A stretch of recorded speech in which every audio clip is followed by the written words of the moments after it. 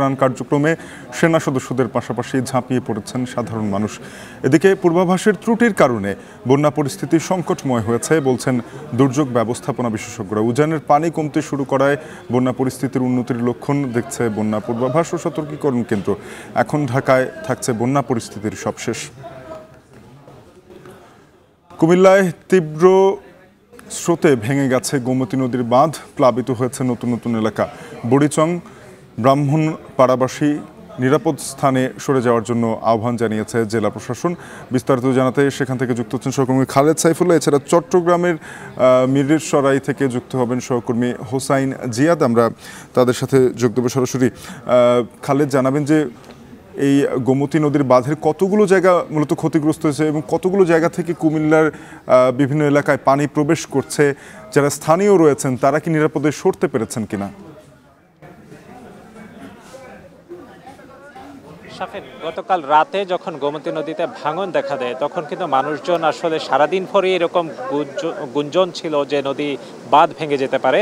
যেহেতু কুমিল্লার গোমতী নদী প্রায় 7টি-8টি উপজেলার উপর দিয়ে প্রবাহিত হয়েছে, তাই বিস্তীর্ণ এলাকার মানুষজন কিন্তু আতঙ্কিত ছিলেন। কখন 15 থেকে 20 পয়েন্টে কিন্তু এরকম ঝুঁকি তৈরি হয়েছিল। তো রাত 11:30টায় কুমিল্লার বুড়িচং উপজেলার বুরবুরিয়া এলাকাতে গোমতী নদীর ভাঙন দেখা দেয়। আপনি দেখছেন যে যে জায়গাটিতে ভাঙন সৃষ্টি হচ্ছে সেটি কিন্তু খুব ছোট ছিল এবং সেটি আস্তে আস্তে প্রায় 300 থেকে 400 মিটার দূরত্ব পর্যন্ত কিন্তু সেটি বিস্তৃত হয়েছে এবং তীব্র বেগে কিন্তু নদীর পানি লোকালয়ে প্রবেশ করছে। আমরা যে দৃশ্যটি দেখছি তার ডান দিকে কিন্তু যে প্রবল বেগে পানি প্রবেশ করছে সেটি বুড়িচং উপজেলা এবং তার পাশেই উত্তর দিকে কিন্তু ব্রাহ্মণপাড়া উপজেলা, অর্থাৎ দুটি উপজেলা পাশাপাশি হওয়ার কারণে এই ডান দিকে যে দুটি উপজেলা রয়েছে সীমান্তের পর্যন্ত সেই বিস্তীর্ণ এলাকা কিন্তু প্লাবিত হচ্ছে এবং গ্রামের পর গ্রাম নতুন করে কিন্তু প্লাবিত হচ্ছে এই জোয়ারের জলে। এবং এখন পর্যন্ত সেখানে মানুষজন, অসংখ্য মানুষ আশ্রয় নিয়েছেন বাড়ির ছাদে এবং তাদের উদ্ধার তৎপরতাও কিন্তু খুব একটা দেখা যাচ্ছে না। এখানে যারা আশ্রয় কেন্দ্রগুলোতে কিংবা নদীর বাঁধে অবস্থান করছেন তারা বলছেন যে ভেতরে প্রচুর মানুষ আটকা পড়েছেন, কেউ কেউ পাকা বাড়ির ছাদে অথবা দোতলায় অবস্থান নিয়েছেন, কিন্তু তারা সেখানে খাবার সংকট এবং নিরাপদ পানীয়ের অভাবে কিন্তু তারা আসলে মানবেতর জীবনযাপন করছেন। এবং সেখানে যারা উদ্ধারকর্মীরা যাচ্ছেন বোট নিয়ে কিন্তু সকল জায়গাগুলোতে পৌঁছানো তাদের পক্ষে সম্ভব হচ্ছে না। বোটের সংখ্যাও কিন্তু স্পিড বোট নিয়ে কিছু উদ্ধারকর্মী কাজ করছেন, সেগুলোও কিন্তু সংখ্যা খুবই কম। অর্থাৎ দুটি উপজেলায় কয়েক লাখ মানুষ যেখানে পানিবন্দী রয়েছেন, তাদের ভেতরে দুর্গম এলাকাগুলোতে তারা আসলে কি অবস্থায় আছেন সেই দৃশ্যটি আসলে এখান থেকে সার্বিকভাবে বলা যাচ্ছে না এই মুহূর্তে। উপজেলা প্রশাসন কিংবা জেলা প্রশাসনের কোনো কর্মকর্তাদেরকেও কিন্তু আমরা এখানে নদীর পাড়ে দেখছি না এবং আশেপাশের মানুষজন বলছেন যে পরিমাণ ত্রাণ এবং অন্যান্য সহযোগিতা আসলে তারা প্রত্যাশা করছেন সেরকম সহযোগিতা কিন্তু এখন পর্যন্ত তারা পাননি। তো সেই বিষয়টি তারা প্রত্যাশা করেন যে নিশ্চয়ই শিগগিরই সেনাবাহিনী সহ পুলিশ প্রশাসন এবং অন্যান্য ফায়ার সার্ভিস সকলে মিলেই কিন্তু উদ্ধার তৎপরতা আরও এগিয়ে নেবেন এবং মানুষজন যারা আটকা পড়েছেন, বিশেষ করে আমরা এই যে বুরবুরিয়া তারপর পাশে যে মহিষমারা এবং পীরযাত্রাপুর 16 আশেপাশের এলাকাগুলোতে অনেকেই বলছেন যে এখানে গর্ভবতী নারী সহ বয়স্ক নারী শিশুরা ভেতরে আটকা পড়েছেন এবং তাদেরকে উদ্ধার করা প্রয়োজন। আসলে এইভাবে যদি পানির ভেতরে ঢুকতে থাকে তাহলে এই পরিস্থিতি কিন্তু আরও বিপর্যয় সৃষ্টি হবে। আমরা কিছুক্ষণ পরপর দেখছি এখানে বড় বড় গাছ বাঁশঝাড় কিছুক্ষণ আগেও সেখান থেকে কিন্তু ভেঙে ভেতরে নিয়ে যাচ্ছে। অর্থাৎ গাছগুলো ভাসিয়ে নেওয়ার পর সেগুলো যখন লোকালয়ে প্রবেশ করে সেগুলো কিন্তু জানমালের ব্যাপক ক্ষয়ক্ষতি হওয়ার আশঙ্কা থাকে এবং এখানে ফসলের মাঠ এবং বিস্তীর্ণ এলাকাতে অসংখ্য মাছের ঘের কিন্তু ভেসে গেছে। এখানকার এই ছিল বুরবুরিয়া এলাকা থেকে গোমতী নদীর সবশেষ খবর। চট্টগ্রামে যেতে চাই। জিয়াদ, দেখছি আপনার পেছনে মানুষজনের চোখে মুখে উদ্বিগ্নতা, অনিশ্চয়তা। জানাবেন যে এই মানুষ যারা হাঁটছেন সড়ক ধরে তারা আসলে গন্তব্য কোথায়, কোথায় যাবেন এবং খাবারের কি কোনো সংস্থান হচ্ছে কিনা?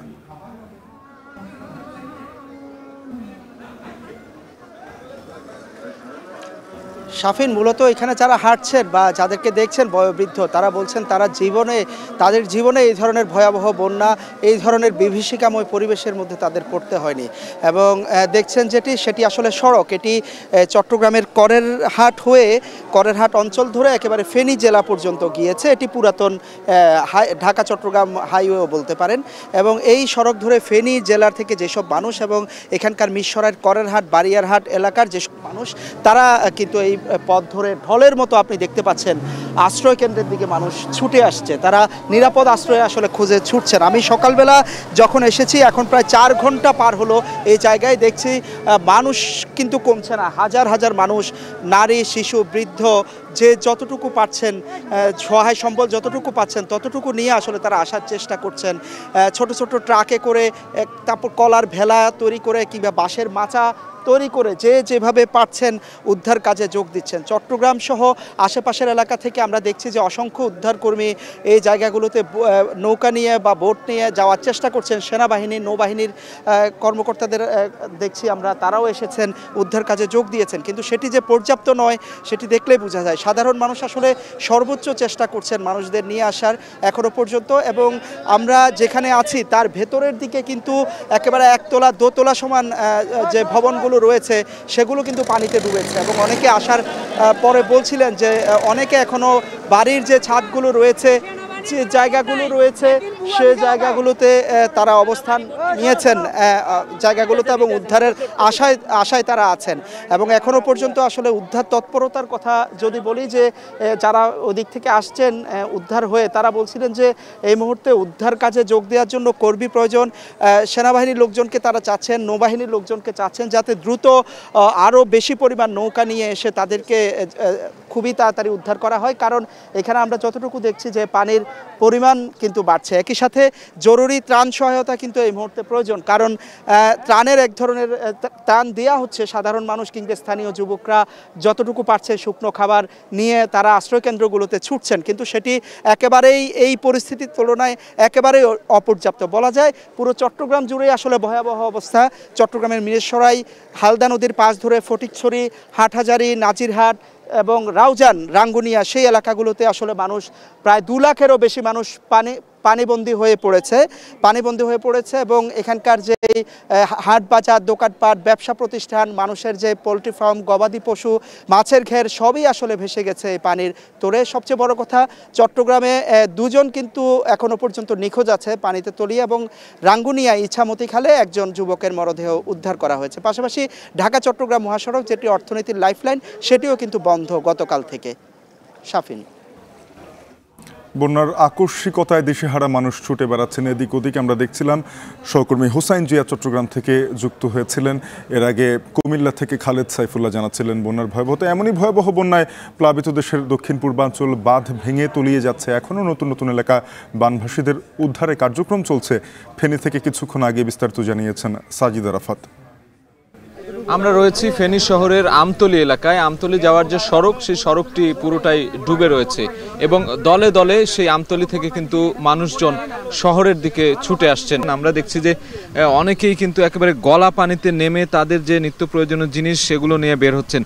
একটু দেখাতে চাই, এই এলাকার রাস্তার দুধারে যে বাড়িগুলো রয়েছে, পুরো বাড়িতেই কিন্তু পানি উঠেছে। অনেক স্বেচ্ছাসেবক সংগঠন এদিকে আসছে। তারা এখানে আমতলীতে যারা আটকা পড়েছে তাদেরকে উদ্ধার করার জন্য যে চেষ্টা বা যে তৎপরতা সেটি তারা চালিয়ে যাচ্ছেন। একটু বলতে চাই যে আমতলীর এই রাস্তার একটু পরেই কিন্তু রেল লাইন, সেই রেল লাইনটিও কিন্তু পানিতে ডুবে গিয়েছে।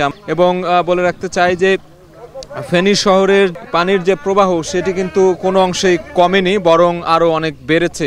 এবারের বন্যার মতো তারা এত পানি এর আগে কখনোই দেখেনি, এবং এর ফলে তারা অনেকটাই বিপাকে পড়েছে এবং ঘরবাড়ি সব তলিয়ে গেছে। কিছুক্ষণ আগে আমরা এখানে নৌবাহিনীর যে উদ্ধার দল, সেনাবাহিনী বা অন্যান্য বাহিনী যেগুলো রয়েছে তাদেরকে আমরা দেখেছি যে একেবারে গহীনে গিয়ে, অর্থাৎ যেই দুর্গম এলাকা যেগুলোতে কেউই আসলে যেতে সাহস করছে না, সেখানে গিয়ে তারা উদ্ধার কাজ চালানোর জন্য তাদের যে টিম, সেই টিম কিন্তু যাচ্ছে। এবং ঢাকা থেকে আমরা দেখছি বিভিন্ন রকমের মানুষ, স্বেচ্ছাসেবী দল, তারা ট্রাকে ট্রাকে করে ছোট ছোট স্পিড বোর্ড, বড় বড় নৌকা, সেই জিনিসগুলো কিন্তু নিয়ে আসছে। তারা বলছেন যে আরও বেশি বেশি করে নৌকা দরকার, যাতে করে দ্রুততম সময়ে বেশি বেশি মানুষকে একসাথে উদ্ধার করা যায়।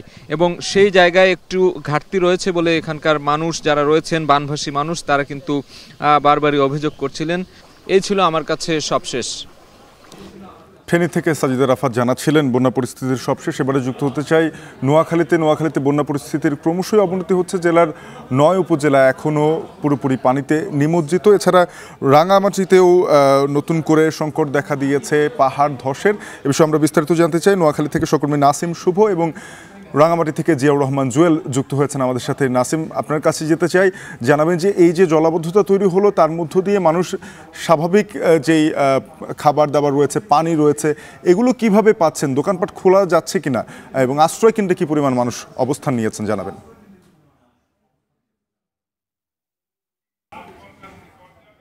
শাফিন, শুরুতে জানিয়ে রাখি, নোয়াখালীতে যে জলাবদ্ধতা সেটি কিন্তু গত 2-1 দিনের নয়, সেটি গত 10 দিন থেকে নোয়াখালীতে টানা ভারী বর্ষণে জলাবদ্ধতা সৃষ্টি হয়েছে, যেটি কিন্তু গত 2 দিন থেকেই বন্যায় রূপ নিয়েছে। তো আসলে নোয়াখালীতে এখন পর্যন্ত 9টি উপজেলায় 20 লাখের মতো মানুষ এখন পর্যন্ত কিন্তু পানিবন্দী রয়েছেন এবং এই 20 লাখের মধ্যে কিন্তু প্রায় 70,000-এর মতো মানুষ কিন্তু 5 শতাধিক আশ্রয় কেন্দ্রে আশ্রয় নিয়েছেন বলে জেলা প্রশাসন থেকে আমাদের কাছে জানানো হয়েছে। তো আসলে যেটি বলছেন তারা কিভাবে খাবার দাবার নিচ্ছে, নোয়াখালীতে কিন্তু জেলা প্রশাসন এবং জেলা রেড ক্রিসেন্ট সহ জেলার বিভিন্ন সামাজিক ও স্বেচ্ছাসেবী সংগঠনের পক্ষ থেকে ইতিমধ্যেই যারা আশ্রয় কেন্দ্র আশ্রয় নিয়েছেন তাদের মাঝে ত্রাণ সামগ্রী বিতরণ করা হয়েছে, শুকনো খাবার বিতরণ করা হয়েছে। তো আমি আছি এই মুহূর্তে নোয়াখালী জেলার দত্তহাট বাজার এবং এখানে এসে দেখেছি যে এই বাজারেও কিন্তু অধিকাংশ দোকানে কিন্তু ইতিমধ্যে পানিতে নিমজ্জিত হয়েছে, দোকানে অনেক মালামালও নষ্ট হয়ে গেছে। আবার এটাকে কেন্দ্র করে কিন্তু এই বাজারের এক শ্রেণীর অসাধু ব্যবসায়ী যারা রয়েছেন তারা কিন্তু নিত্য প্রয়োজনীয় যে সকল দ্রব্যাদি রয়েছে, পাশাপাশি শুকনো খাবার থেকে শুরু করে মোমবাতি, সেগুলোর দামও কিন্তু 2 গুণ থেকে 3 গুণ বাড়িয়ে নিচ্ছেন ক্রেতাদের কাছ থেকে। তো আবার সেটি যেন না করতে পারে তারা, সেজন্য কিন্তু কিছুক্ষণ আগেই এখানে অভিযান চালিয়ে গেছেন ভোক্তা অধিকার সংরক্ষণ অধিদপ্তরে যিনি নোয়াখালীর সহকারী পরিচালক রয়েছেন তিনি জানিয়েছেন আসলে ভোক্তাদের ক্রেতাদের অধিকার সংরক্ষণে তারা কিন্তু তাদের এই ধরনের কার্যক্রম অব্যাহত রাখবে, যাতে এই দুর্যোগ পরিস্থিতিকে পুঁজি করে কেউ যাতে অসাধুভাবে বাড়তি আয় না করতে পারে। এদিকে আমার সাথে কথা হয়েছে কিছুক্ষণ আগে নোয়াখালীর যিনি জেলা প্রশাসক রয়েছেন দেওয়ান মাহবুব রহমানের সাথে। তিনি জানিয়েছেন আজ দুপুরের পর থেকে কিন্তু নোয়াখালীতে বৃষ্টি অনেকটাই বন্ধ হয়েছে বলা যায় এবং আকাশের সূর্যের দেখা মিলেছে। পাশাপাশি ওই নোয়াখালীর কোম্পানিগঞ্জের যে মুসাফর স্লুইস গেট, সেই স্লুইস গেটের বাঁধ খুলে দেওয়ার কারণে কিন্তু উপরের বেশ কিছু পানি কিন্তু ইতোমধ্যেই নদীতে নামা শুরু করেছে, যার কারণে কিন্তু নোয়াখালীর কিছু এলাকায় আমি কিছুক্ষণ আগে জানতে পেরেছি পানি তুলনামূলকভাবে সামান্য কমতে শুরু করেছে এবং এতে কিন্তু নোয়াখালীর স্থানীয় যারা রয়েছেন তাদের মনের মধ্যে কিন্তু আশার সঞ্চার দেখা দিয়েছে। তো জেলা প্রশাসক জানিয়েছেন আসলে বন্যা পরিস্থিতি মোকাবেলার জন্য নোয়াখালীতে তারা সার্বিকভাবে প্রস্তুত রয়েছেন এবং তিনি আশা করছেন হয়তো ফেনীর মতো কিন্তু ভয়াবহ পরিস্থিতি নোয়াখালীতে তৈরি নাও হতে পারে, তিনি তেমনটা আশা করছেন এবং সেরকম পরিস্থিতি তৈরি হলো যে প্রয়োজনীয় ব্যবস্থা নেওয়া দরকার সেজন্য কিন্তু তারা তাদের সর্বোচ্চ প্রস্তুতি ইতিমধ্যে নিয়ে রেখেছেন। তো সাফি নিয়েছিল আসলে আমার কাছে নোয়াখালী থেকে সবশেষ। জুয়েল, রাঙামাটিতে ফের বৃষ্টি হচ্ছে দেখতে পাচ্ছি, এতে করে পাহাড় ধসের ঝুঁকি তো আরও বেড়ে গেল। এই সময়ে যারা অনিরাপদ আশ্রয়ে ছিলেন পাহাড়ের নিচে বিভিন্ন বসতিতে, তারা কি নিরাপদ আশ্রয়ে সরে যেতে পেরেছেন কিনা জানাবেন এবং সেখানে উদ্ধার কার্যক্রম বা বন্যা কবলিত এলাকাগুলোতে আসলে ত্রাণ বিতরণ কিভাবে চলছে জানাবেন। শাফিন, গত বৃহস্পতিবার বিকাল থেকে যে বৃষ্টিপাত শুরু হয়েছিল সেখানে মাঝে মাঝে কিন্তু টানা বর্ষণ হয়েছে এবং ভারী বর্ষণ হয়েছে। এই কারণে পাহাড়ের মাটি নরম হয়ে ধসের ঘটনার অনেকগুলো এলাকা ঘটেছে, কিন্তু সঠিক পরিসংখ্যান এই মুহূর্তে জেলা প্রশাসনের কাছে নেই, সেটি হয়তো বিকাল নাগাদ পৌঁছাতে পারে। একটুখানি বলে রাখি যে এই যে বর্ষণ শুরু হওয়ার পর থেকে পাহাড় ধসের যে আশঙ্কা তৈরি হয়েছিল সেটি আসলে একদিন পরে গত শুক্রবার থেকে মূলত জেলা প্রশাসন এবং স্থানীয় যে বিভিন্ন দপ্তর রয়েছে তারা আসলে প্রচারণা চালিয়েছিলেন যেন আশ্রয়কেন্দ্রে যে আশ্রয়কেন্দ্রগুলো রয়েছে রাঙ্গামাটি শহরে পৌর এলাকায় 23টি আশ্রয়কেন্দ্র রয়েছে এবং রাঙ্গামাটি সদর যে উপজেলা সেখানে রয়েছে 52টি আশ্রয়কেন্দ্র। এই আশ্রয়কেন্দ্রগুলোতে তাদেরকে নিরাপদ স্থানে চলে আসতে বলেছিলেন, কিন্তু এর মধ্যে বেশ কয়েকদিন গেলেও লোকজন আসলে আশ্রয়কেন্দ্রগুলোতে উঠেননি।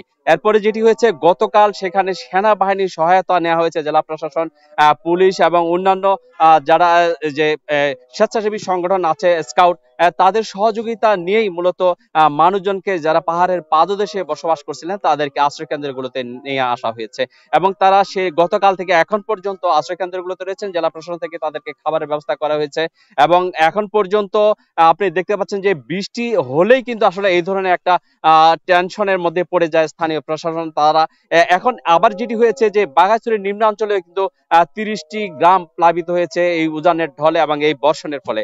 সেখানে আসলে ত্রাণ তৎপরতা অব্যাহত রয়েছে। আমি স্থানীয় প্রশাসনের সঙ্গে কথা বলেছিলাম, সেখানে 55টি আশ্রয় কেন্দ্র খোলা হয়েছিল, সেখানে 27টি আশ্রয় কেন্দ্রে প্রায় 2000 মানুষ এখন অবস্থান করছেন। সেখানে ত্রাণ তৎপরতা অব্যাহত আছে, খাবারের ব্যবস্থা হয়েছে পর্যাপ্ত। একই সঙ্গে সেখানে একটু আগে যেটা আমি সেখানকার স্থানীয় প্রশাসনের সঙ্গে কথা বলে জেনেছি যে পানি কিছুটা কমতে শুরু করেছে, কারণ গতকাল রাত থেকে আসলে তেমন বৃষ্টিপাত হয়নি।